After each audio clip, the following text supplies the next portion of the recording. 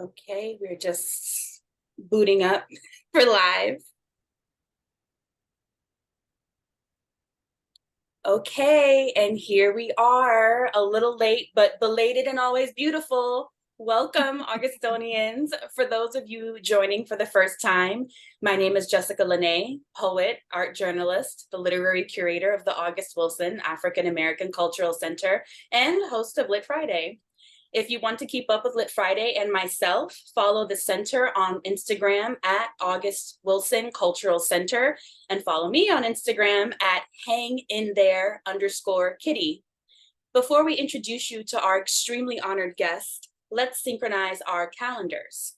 Tomorrow, on November 18th at 8 p.m., we have Grammy-nominated singer and songwriter Mumu Fresh for Soul Sessions. And on December 8th through the 9th, we are giving you the We Want the Funk Festival. December 15th, Lit Friday welcomes back licensed therapist Crystal Joseph for more advice on how to stay fly and survive the holidays. To register for our upcoming events, visit awAACC.org. And without further delay, I want to welcome the incredible Mahogany Browne.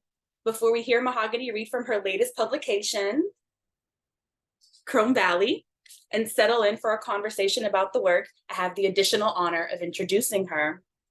Mahogany L. Browne, selected as Kennedy Center's Next 50 and Wesleyan's 2022 to 2023 Distinguished Writer in Residence, the Executive Director of JustMedia, Artistic Director of Urban Word, a writer, playwright, organizer, and educator. Browne has received fellowships from Arts for Justice, Serenbe, Canem, Poets House, Mellon Research, and Rauschenberg. She is the author of recent works, Vinyl Moon, Chlorine Sky, Woke, A Young Poet's Call to Justice, Woke Baby, and Black Girl Magic. Founder of the diverse lit initiative Woke Baby Book Fair, Browne's latest poetry collection, Chrome Valley, plug again, beautiful cover, is a promissory note to survival and available from Norton Spring 2023. It's already here, obviously, in my hand. Irresistible. Get it as soon as possible. Put it in your stocking as stuffers. As she readies for her stage debut of Chlorine Sky at Steppenwolf Theater in Chicago, Illinois, she drinks coffee while living in Brooklyn, New York. She is the first ever poet in residence at Lincoln Center. Thank you for making time to be with us, Mahogany. How are you feeling? I'm well. Thank you. I'm so happy to be here and be sharing space with you again. We usually are in person in Pittsburgh, but yes, will suffice until the next time.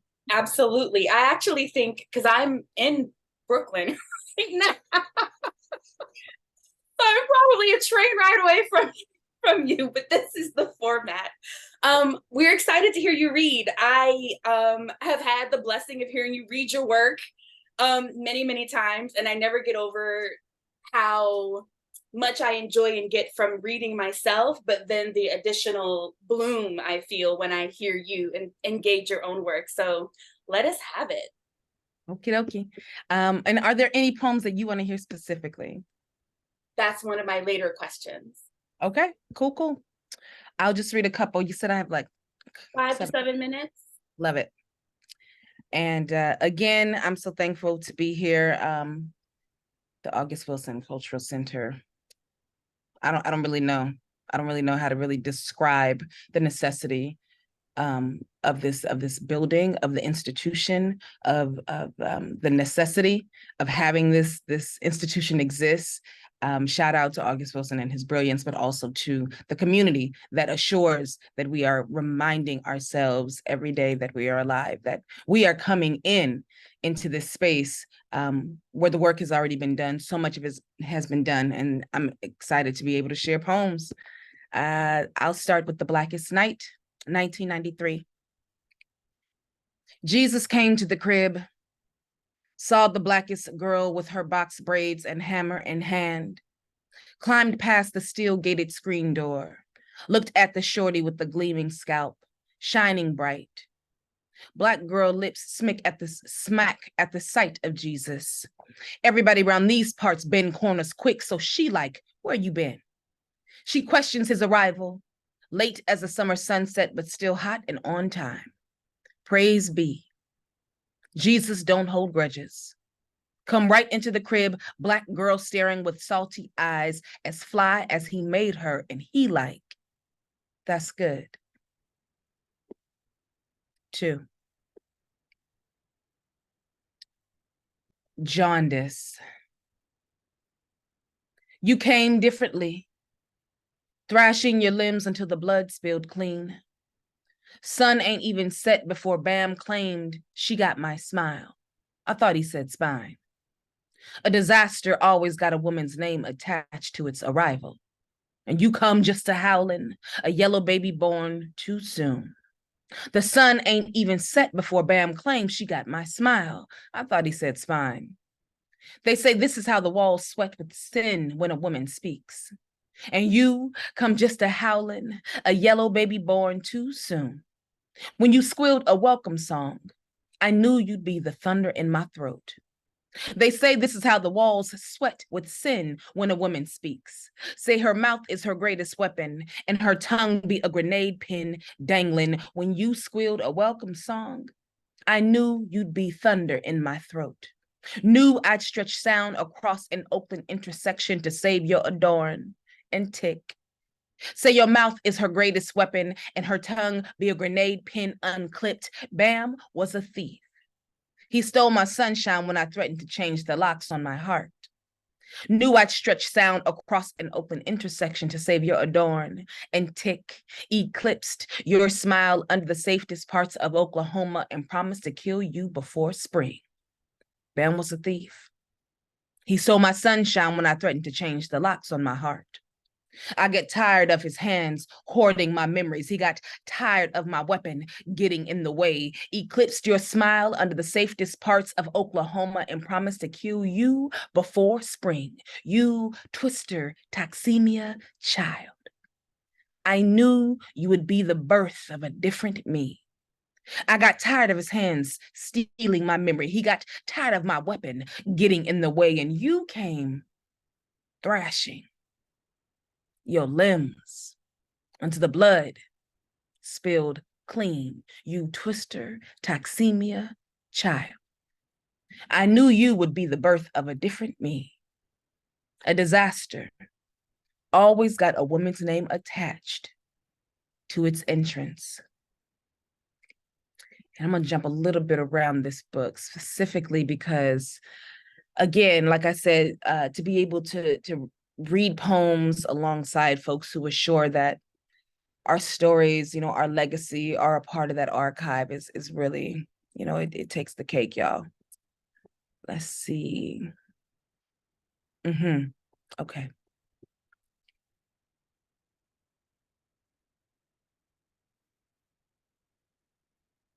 I want to tell you a story. It goes like this. Your stomach is already hot with giggles because you ain't never heard somebody worth something to listen to say the word slut like this. And I guess you're right. But the story still needs to be told about the new girl from Los Angeles and the time she moved into your neighborhood. Her first week smelled like a Sweet Valley High School chapter, except she is nothing like Jessica. No blue-green eyes, no blonde hair, nothing except her girl shape and her dangerous eyes. And she is everything like you, except the boys like her, and not when no one is looking. And every day, everyone is looking. Her acid-wash jeans announce she is not from here. She is different. You think you could want to be this type of different. You think you could want this type of different holding your name. After school, everyone walks home by the swallow of oak trees near the quiet bend and soccer post furthest from the park, and you want to follow the crowd, to sit beneath the shade. But you have chores. But you have not been remembered yet. An acid-wash jeans girl is not your friend yet. So you have no real reason to pretend you belong. And the next day you try not to be impressed, your mouth a silent oh. When you return to school, the new girl with acid-wash jeans is no longer shiny, no longer new, just another brown girl, gone black and unwanted and almost closer to you. And her name is a bone in their mouths, all because her acid-wash jeans were caught around her ankles at the park with one of the loudest swaggers. He claims the prize. He raise his hands. He say a barrage of snarls. She stink. She nasty. She let me. And after school, no one is walking with her. No one is following her. Unless to laugh at her, call her fish girl, call her anything but her name. Trivia. What is a bullet? What dies no matter whom it loves wrongly? What is a bullet? What is a hollowing instrument? What else is there?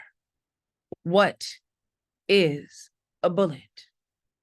What is a certain gone, a collapsing, or even an implosion, if you're lucky? What is a bullet? What is luck to a Black body? What is a bullet? What is a new and improved lynching?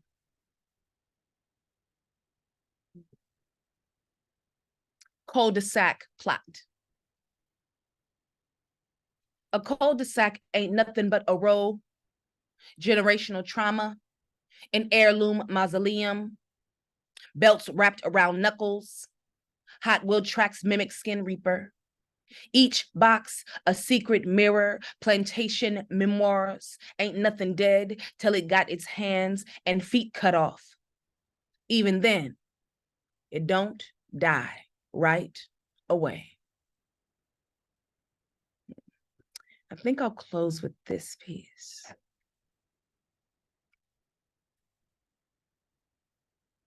And I try to give y'all a little bit of everything, how I got here, how I learned love through looking at, my family's relationships.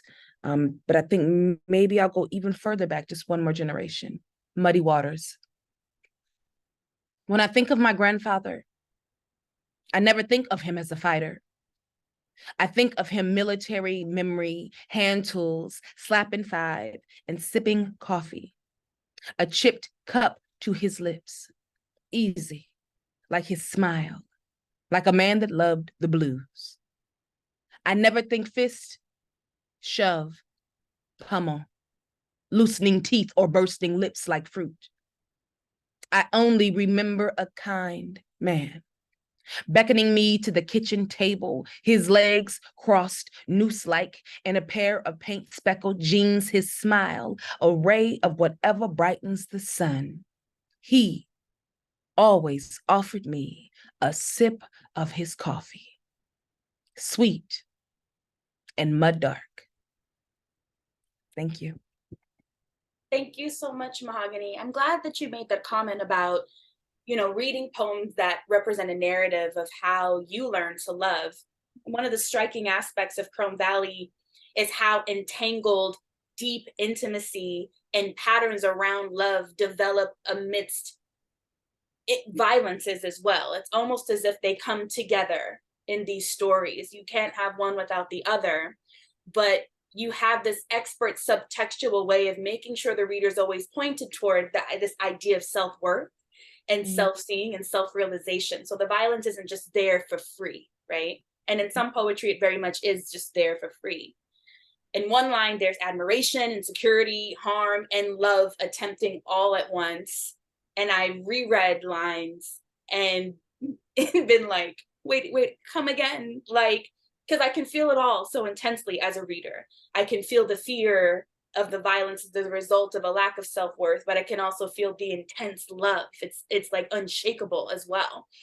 And I wanted to know how this twinning of these feelings guided the development of Chrome Valley. That's great. I think these feelings are still guiding. I believe that when we are writing, I'm one of those folks who are mindful not to conflate therapeutic measures of writing, therapeutic practices of writing, therapeutic value in writing, and therapy. I try very hard to not conflate that process. That's a lot. And writing is helpful to find the wound, right?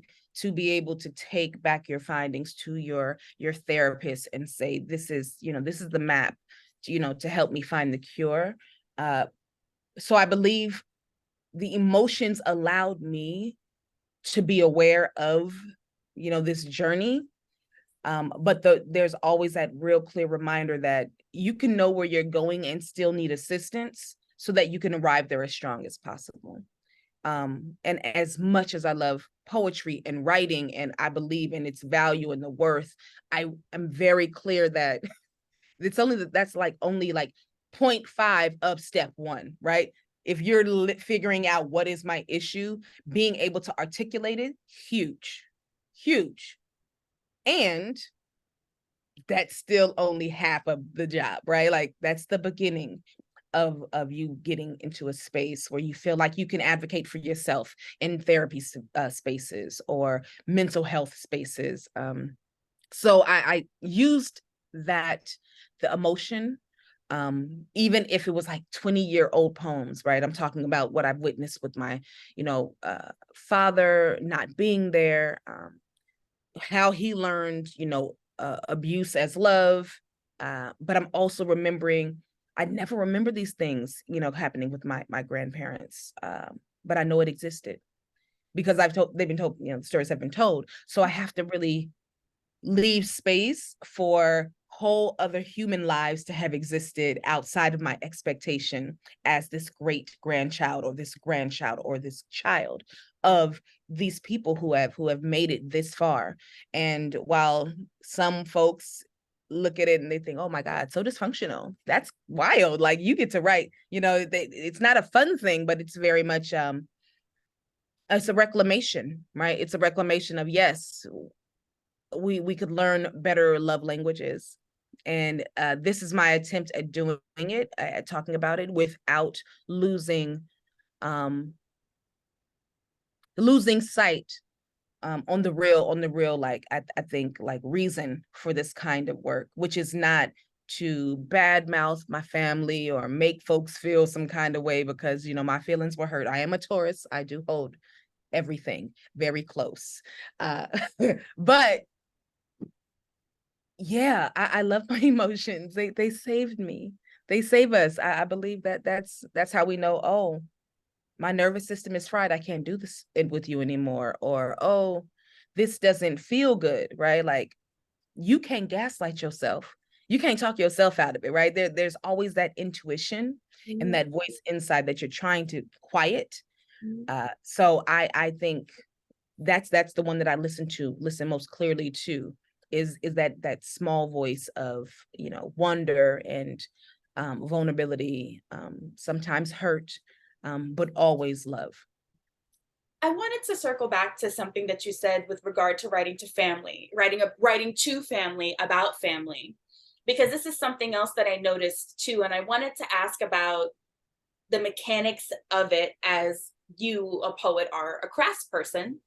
And so what are some forms or techniques that you use, whether preparatory or in the line, that help you maintain privacy while sharing private moments? How do you maintain restraint and boundaries in the work as you're sharing these intimate stories with, in some instances, a public you may never meet or be able to imagine?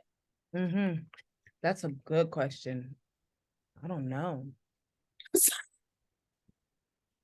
What do we do? No, I don't know.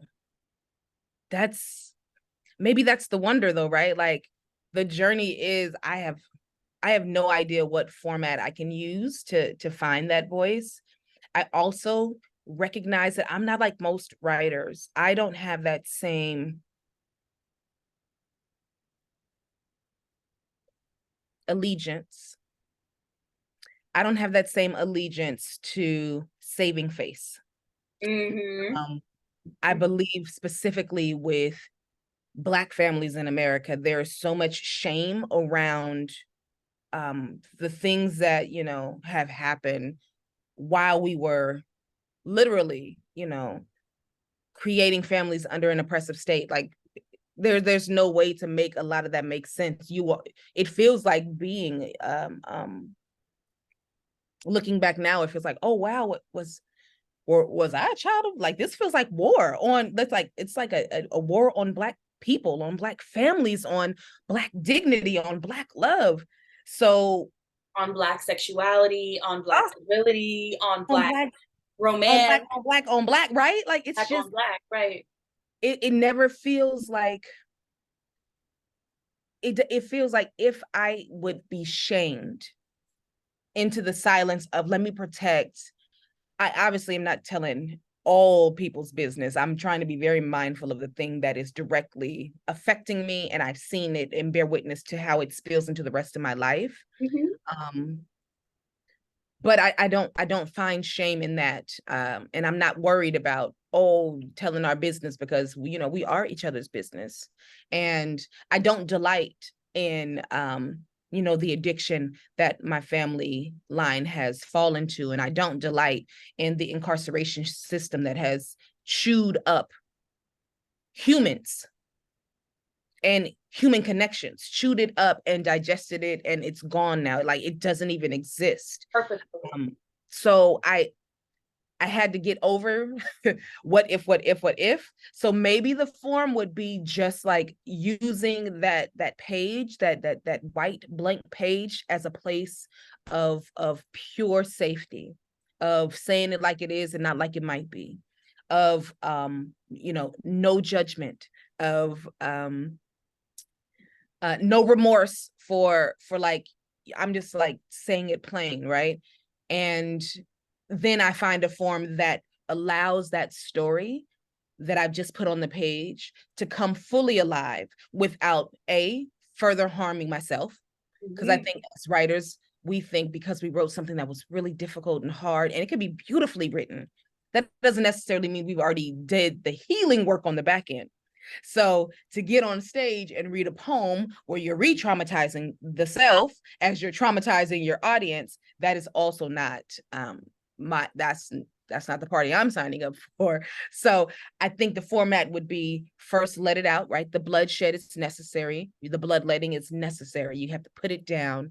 And then I'll find a way to like use that form so that I'm no longer subject to just being a victim of the feeling of the sadness of knowing what happens at the end, but more so using that space as archive, and a space to, you know, investigate truly our living, so that we can be included in the canon, not, oh, we're just going to talk about trees and leaves and whoop de womp womp. Those are also beautiful, but you know, who planted the tree? I'd like Um, to know. I wanna like thank you for like your radical vulnerability in the moment with like the question and working through like an embedded process with us. Like I really, really appreciate that. And we have a question from one of our Zoom members, anonymous attendee. Thanks, Mahogany. I enjoyed the poems in Chrome Valley, especially the Redbone poems. My question is about the various spellings of Black in the book, such as capital B, lowercase l, lowercase k, capital B, L, dash, dash, lowercase k, etc. Can you please comment on the thought behind that? Thank you for that question. So good. And it's one of the questions that I love the most, because when you are coming out of an MFA program, you learn real quick to get over your feelings being hurt, but also you have to know why you're writing what you're writing, right? And the challenge came like, why the spaces, why the break? And I wanted the gradual disintegration of Black as the identifier. You see it being broken down every time the Black girl witnesses or is a part of a trauma. And that's why the B LK is, I think, the N where it's just 3 letters left rather than the whole word black, rather than the capitalized black. I wanted to show how each of those moments that we live through, specifically me, those are undoings, and you lose your place. You kind of feel like you lose your place in the world.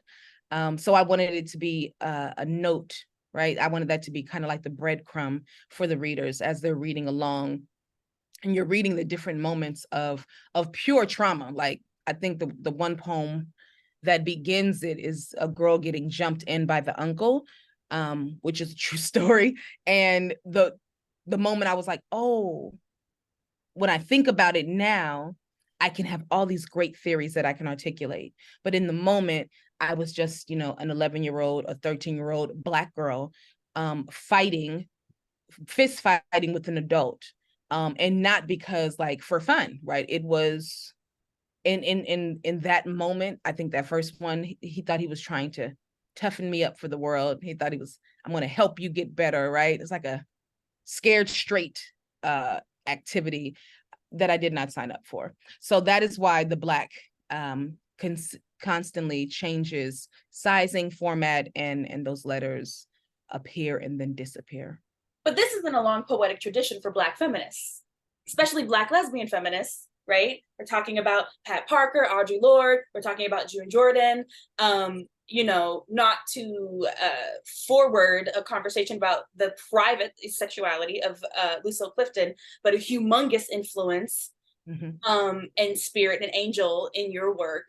And so could you connect this experimentation with the positionality of Blackness to womanhood in this tradition that you are continuing?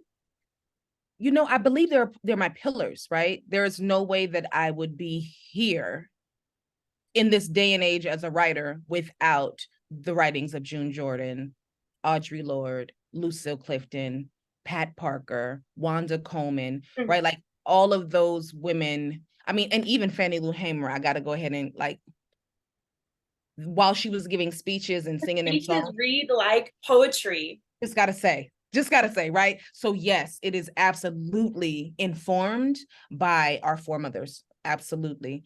And I do agree. I think maybe that's where I got kind of the chutzpah, right? To not silence myself. Like, we read Color Purple, we read Beloved, we read Bluest Eye, and Toni Morrison and Alice Walker are prime examples of permission that you give yourself to tell a story despite the veil of what's acceptable.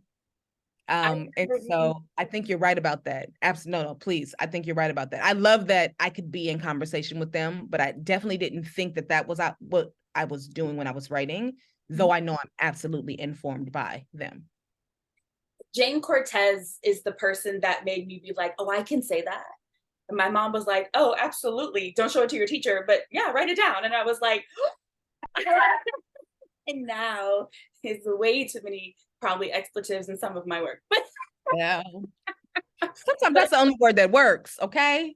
I don't have a poetic way to say crack pipe.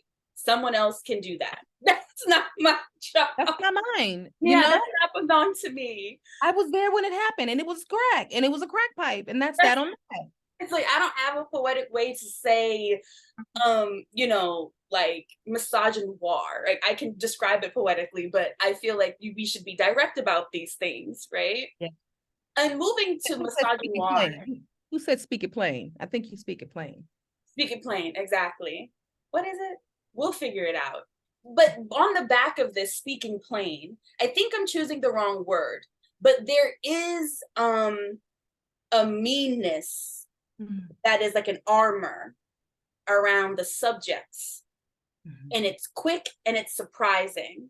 And it's definitely armor. It's a defense. You have to be able to, in the moment, depending on what your moment is. But it almost moves like a free developing character of its own. People's relationship to this armor that represents itself in kind of like a meanness, a quickness, to respond forcefully, right? And we see this in an intergenerational narrative of Black women moving through their interior narratives with that meanness. And I wanted to know what's the what the representation of that does to you, does for, not to you, but in the work. Because I think that when Black women are represented alongside meanness, both the definition of meanness and Black women become one-dimensional and almost interchangeable. But you complicate the meaning of that word so new. It's such a nuance in the book. And I wanted to talk more about this kind of defensiveness, this quickness. It's often in the Redbone poems about what she has to say, how she verbally protects herself and otherwise. And I wanted you to speak more about that, because the way that you write about it here almost dissolves the stereotype and that. gives it a purpose. And I think that that's really important to be spoken to. Yeah. I mean, I think as I think we are children of a cruel existence, right? Like we've learned that, yeah, you got to play the dozens and you got to self-deprecate and you got to show you're willing to laugh at anything, even yourself, to save yourself. And from the outside looking in, it's mean. From the inside looking out, it's defense mechanism. It's the armor, it's the shield. So when I think about what the work that went into Redbone, I had to interview a lot of family about a time where I wasn't even born yet, right? So I only wrote the Redbone series, all those poems about Redbone, listening to my mother talk. Some of them are verbatim, right? I add a little bit of color because she definitely wasn't telling me how her and my dad was getting together, but I could see it was in subtext, right? It was in there. You could see it. Like you saw that look on her face. And she had moments where she's telling me the story and she want to say something and she'll look like this and go, you know. And she has a whole moment that I recognize, oh, we do that often, right? The meanness is not necessarily mean. I think it's just tact. I think it's very pointed.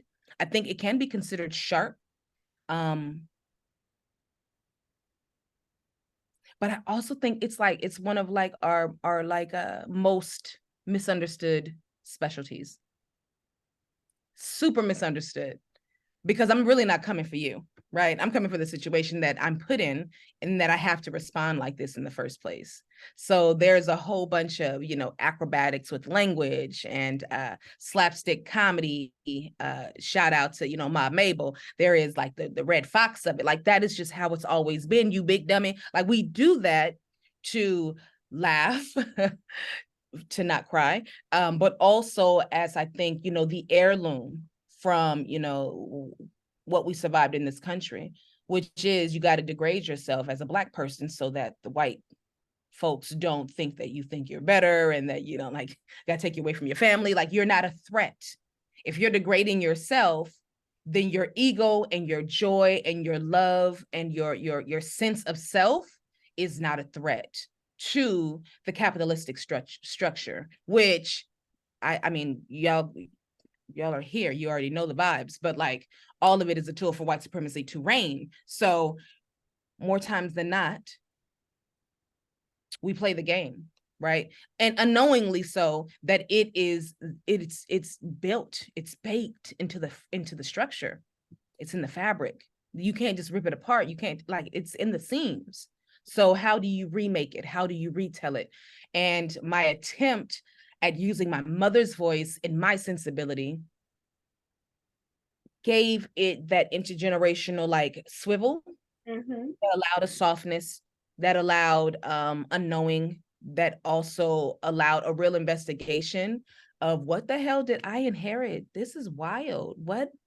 I got to do that. I don't want to do that. That's wild. I don't want to argue.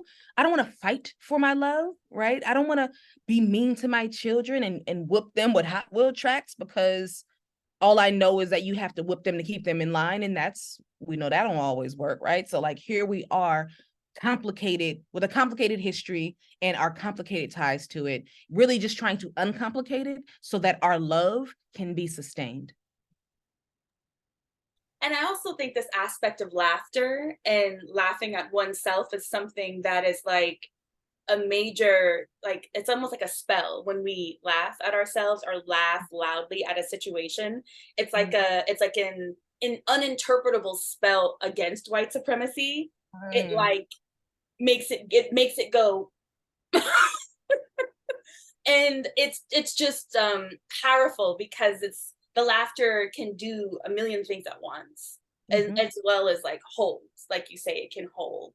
Yes. We have another audience question. Love the engagement.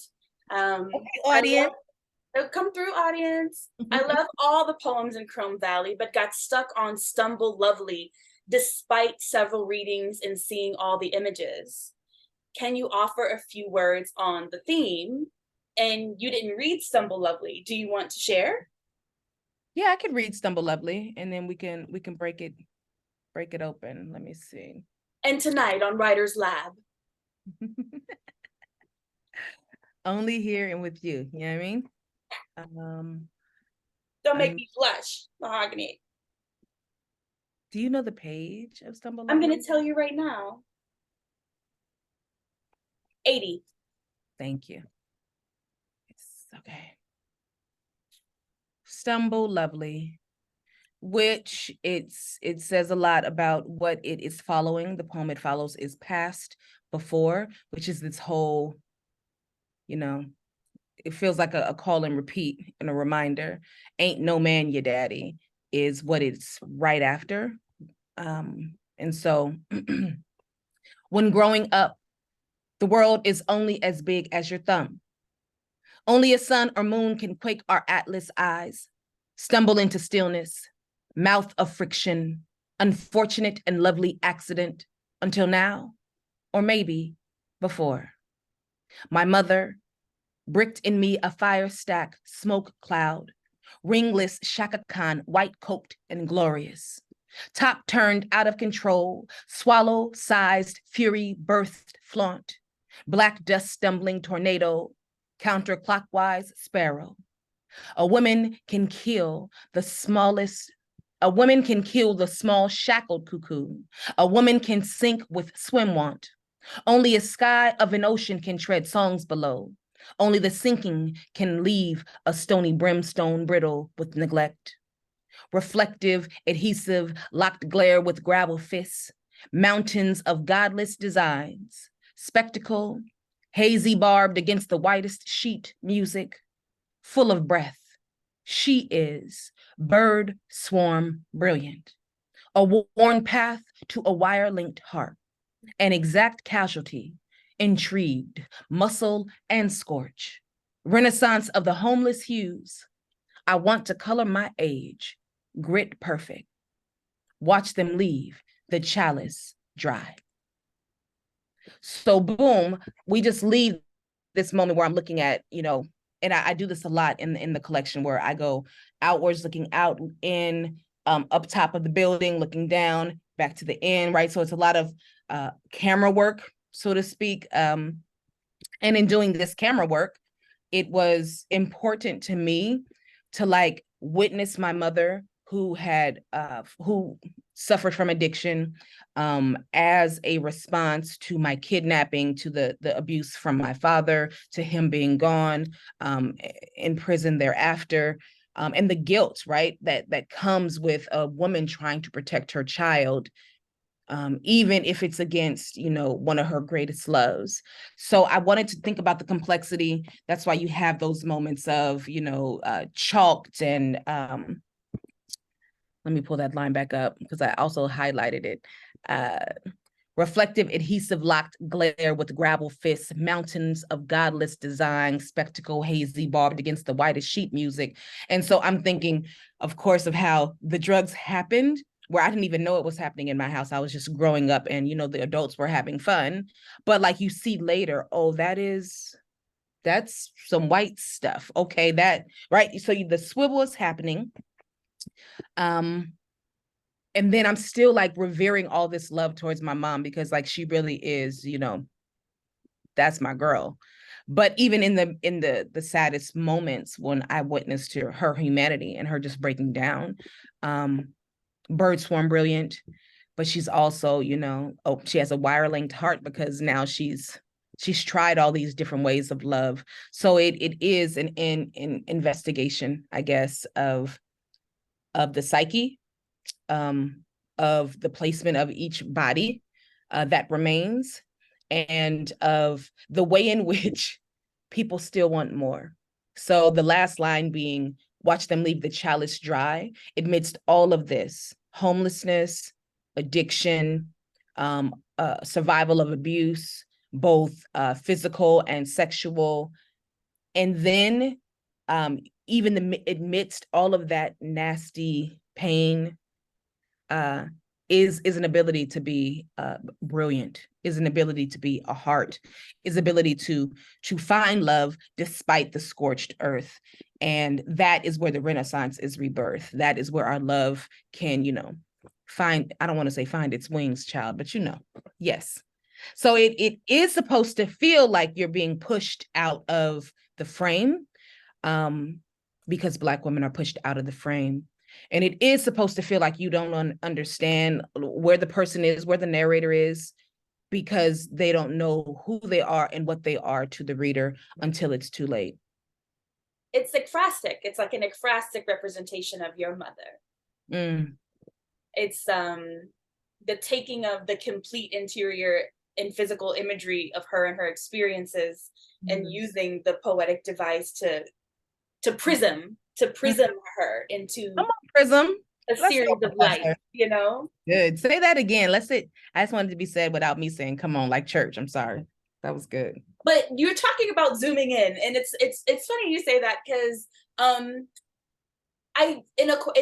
my next question, I wrote about close-ups. There's a shot, like if Chrome Valley was a film, everything would be medium close-up to extreme close-up.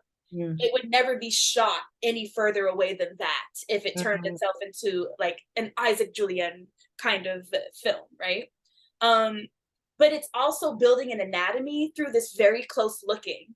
The book has feet and tongues and hands and faces, and they're always interchanging in this way that the people blend like drops of water into like a river. And I wanted to know how this zooming, this visuality that you're talking about, helped with the creation of your subjects, the recreation, the reconstitution of them in Chrome Valley. I think the ability to step close and step away, step close and step away, allowed me to be extremely observant of what was seen and not seen, what was said and not said, where the nuance lives in the in-between sometimes. And that micro, macro allows the nuance to be fleshed out a little bit like more, I believe. So, yeah, I love that though. I never really, like, these are great questions. And I try very hard not to like look at questions before, because I want to like be surprised and instead of having something rehearsed. But I love that as really a practice. I think if you have the capability of being all on the brain, bless it, bless the fruit, baby. But I am really one of those people. I can be in a room full of people and you won't hear me necessarily. You'll feel me there, but I don't have to speak because I'm too busy observing. My language is watching, right? My language is getting those scenes down so that I can like remember them. And so that when I write, that scene is recreated and remembered in a space that is static enough for the next generation to hold and learn from. And can you talk a little more about the anatomies that appear? There's assemblage of tongues, hands, feet, spine, smiles, these reoccurring physicalities, it's you can be felt, right? I think I stuck with the body parts. One, we all, have a really clear understanding of what the feet mean, what the mouth means. We all have an idea. But like if the duality of those specific body parts, they also lend to like wisdom and knowledge. And so when I think of hands, I don't just think of the hand, but I think of like feeding, right? When I think of the mouth, I don't think of just eating. I think of learning, right? Or of sound. Like, so there's so many ways in which different body parts can also, they can serve, that noun serves as a movement, or that noun serves as a sound, or that noun serves as a reflection to a memory that we may not share, but we both know is like extremely relevant and known in a community, right? So I love the idea of thinking about the ways in which all of our different body parts, like we have access to that language and understanding. But if I change the mechanics of the spine, right? The mechanics of the spine means something different when you're talking about a woman who has, risen from the dirt, when you're talking about a woman who has found love again, when you're talking about a man who refuses to put his hands on his children, right? Like, so those things become a vehicle for a larger story.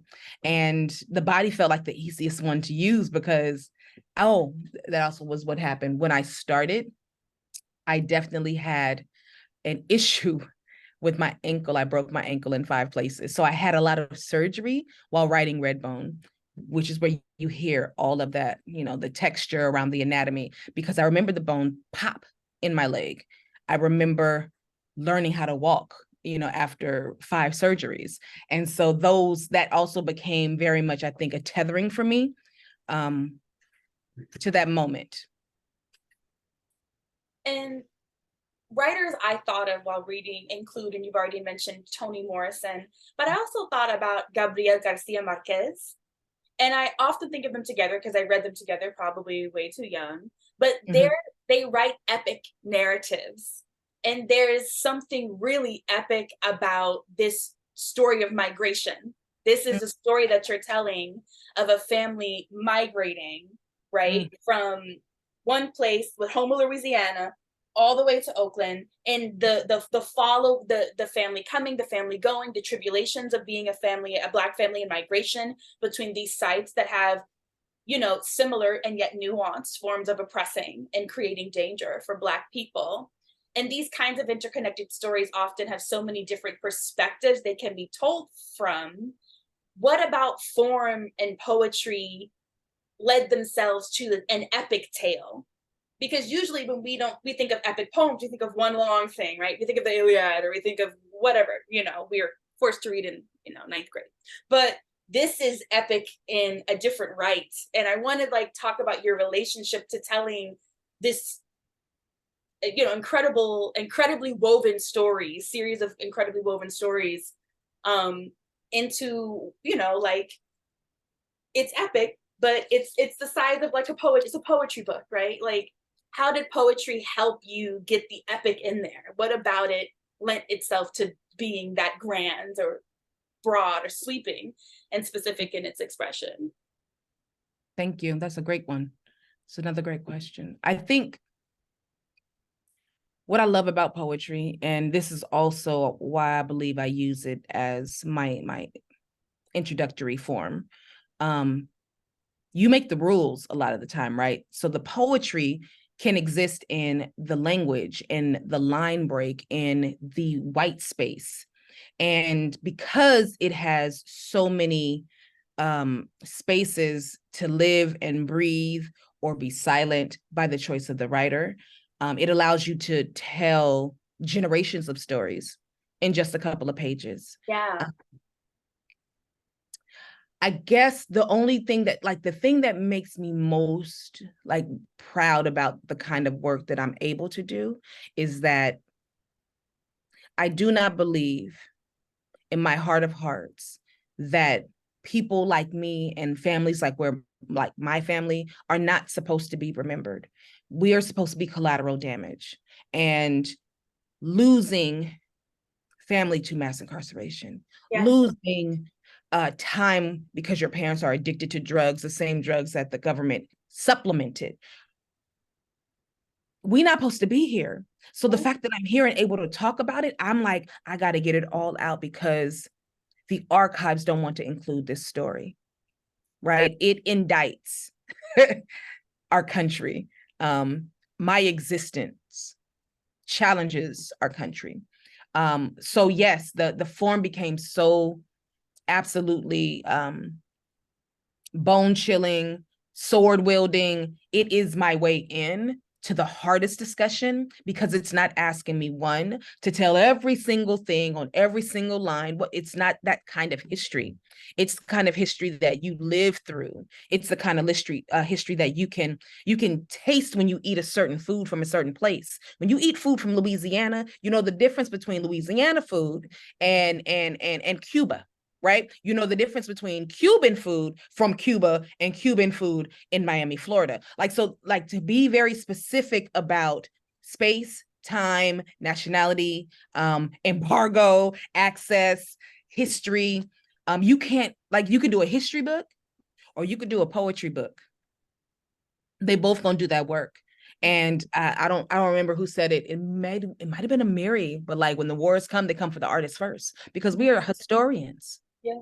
We're historians, and the poetry does not require you to think about the minutiae and the facts only, but like the living is a fact, and the truth, it is varied. It isn't one thing. And poetry doesn't ask me to have the answer. Poetry allows me to ask every question. And so that's what I used it for. That's why I think the epic is even possible for me to keep returning to my family. So many stories I still haven't shared, right? Like if you look at how many poems I took out of that collection, that book went from 175 pages to 96 pages, right? So it's a whole nother book waiting. It can live somewhere else, but it's still coming from that same, pool of thinking and pool of being. But my hope is that I created a big enough world for the reader to, have a seat and look around in that specific museum. And we have some more questions. We're gonna go over just by a few minutes. One, I was late.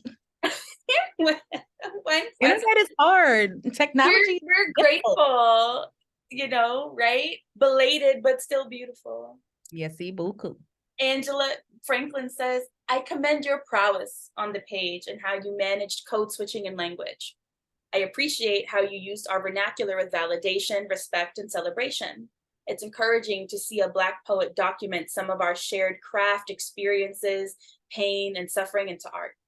Mm-hmm. What did you do when trauma emerged, and how did you keep on keeping on? What did you do when trauma? One, thank you for that compliment. I caught it and I'm going to hold it. Thank you. And I just want to say, I love being able to use, the vernacular that I grew up with, specifically now, because when I was in high school writing like remixes to Dante's Inferno, I was told that the language I chose was incorrect. And I was like, it is Dante's Inferno. It's a goddamn hell. Like, I can use NWA lyrics. What are you talking about? Like, I thought I could, and they were just like, absolutely not. So now to see that it has space, like we have a variations of learning because our language is so varied. So thank you for that. What do I do when I see the trauma? Therapy. Write through it, write anyway. And what do I do? So I don't not write it. If it's something that is far too extreme, I'm going to cry when I read it. I'm not ready to read it out loud. I allow things to sit and bake so then I can come back and find my way in. I don't believe that everything that we write needs to be shared. I think sometimes we just need to get that thing off of us so we can finish writing this other thing, but we can't negate that that thing exists. And by ignoring it, by not writing it down, that further complicates and traumatizes the body. So that is my way of insisting that I will not be held captive to the trauma. Mm-hmm. And then, of course, when I get out of there, how do I find a safe space?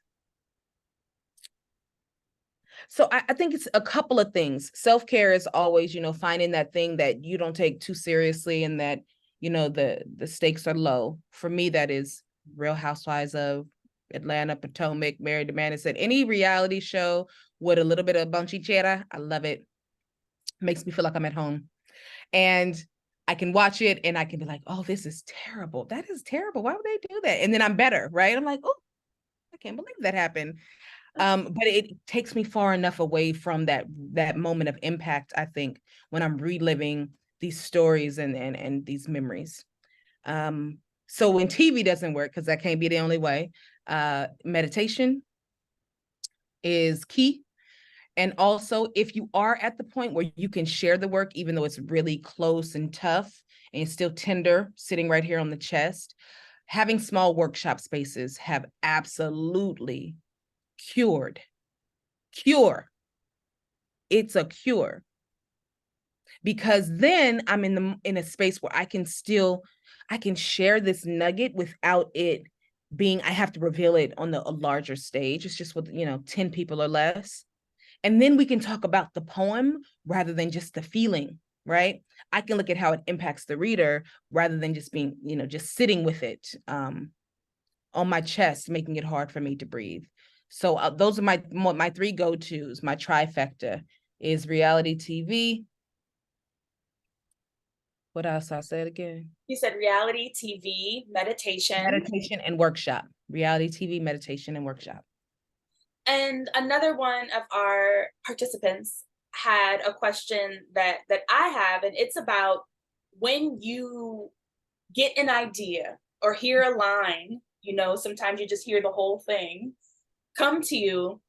How do you know what kind of poem it will be? How do you know what genre of writing it'll be? This person's specific question is, how do you know a poem will be a prose poem? But let's expand, like, how do you find the form for a single line or an idea? Does it present itself to you?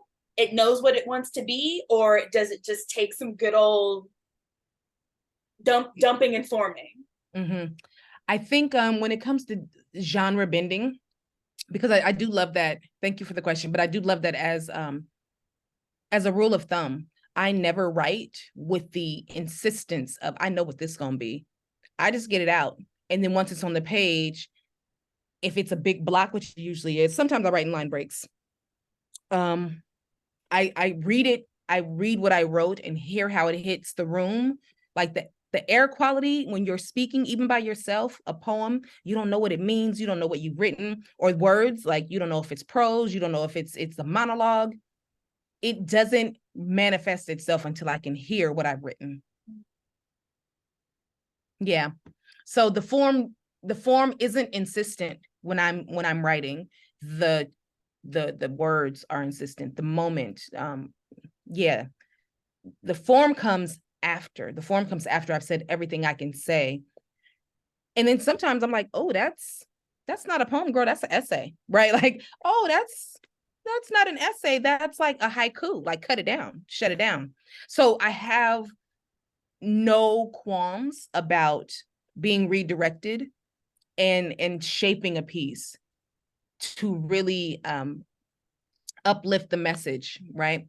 I'm not beholden to poem, prose, prosaic essay, play, script, screenplay, YA novel in verse, board book for kids, instruction manual for adults raising kids. I'll do all of it. Wherever this thing can live, I don't mind. And I'm not pushing or pulling either way. I'm more so like really going with the flow, and it ends up pushing me out the way. It's like, no, poet, get out the way. Claudia Rankine at Cave Canem had one of the best quotes she told us in a class. Sometimes poets get in the way of the poem, but you got to get out the way. Absolutely. So sometimes the writer has to get out of the way of the writing. Sometimes it's not a poem, it's a song. Sometimes it's not a song, it's a dance. Sometimes it's not even a dance, it's a picture, right? So like, you have to let the art manifest itself. You are the conduit for that art, but you aren't necessarily the boss, right? Because I thought I was going to write a book. I thought this book is going to be amazing. And then 50 pages and I'm like, this sucks. This is whack. I hate this. Why did I say I would do this? Because I thought I was running the show. I'm not, right? I'm not running the show. So I had to go back and really start digging into character work. If I'm writing a novel, I need to think about what they like, what they eat, what makes their blood run fly faster? What makes them have anxiety? What do they dream about? I had to start thinking in that way. And sometimes a poem happens, and sometimes a monologue happens, and sometimes they both can happen, but I'm not the boss. I'm just the observant. And my last question is about Chlorine Sky at Steppenwolf, because we're closing and this is happening. And, I'm going to see it because I'm in and out of there all the time and I want to know everything about it. So As Chlorine much as Sky. you can tell. Oh no, actually, Chlorine Sky at this point, because that bio is slightly outdated, Chlorine Sky has closed at Steppenwolf Okay. and will now be preparing for a tour throughout the world. So maybe Pittsburgh got room for us, but it started off as one poem. Chlorine Sky started off as one poem. Me and Lily ain't talking because she thinks she cute because she think I ain't. It was an ekphrastic poem that I looked at this picture from high school and just wrote about the picture because I was like kind of bored with 30-30. Like, what am I gonna do now? So I started using old pictures and then trying to remember what happened in that moment. And I wrote the poem, and then the poem became, after 5 years, that poem became a YA novel in verse. And then the YA novel in verse has seen everything, all kinds of readings and responses, but it was Steppenwolf who came to me after their youth group read it, and they asked, would you be open to this being a play? Because they optioned the book for a play. Incredible. And I said, absolutely, let's do it. And they said, oh, well, we have a playwright. And I said, absolutely not. Absolutely not. I'm her. I'm your playwright. And mind you, I've written one-woman shows, I've written choreo poems, but I'd never written a theatrical stage play of 90 minutes. I just haven't. So that was a great learning experience. And again, I didn't have the skill set, but I did have the desire to take this YA novel in verse and let it live in a different space. So I got a dramaturge, shout out to Ebony Hogan. I have an amazing director, Erica Ratcliffe, that Steppenwolf introduced me to. Steppenwolf was also amazing.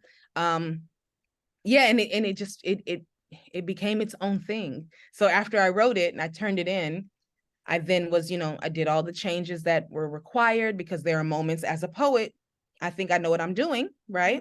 As the poet, but as the playwright, I had to learn, like, this means something else in this space.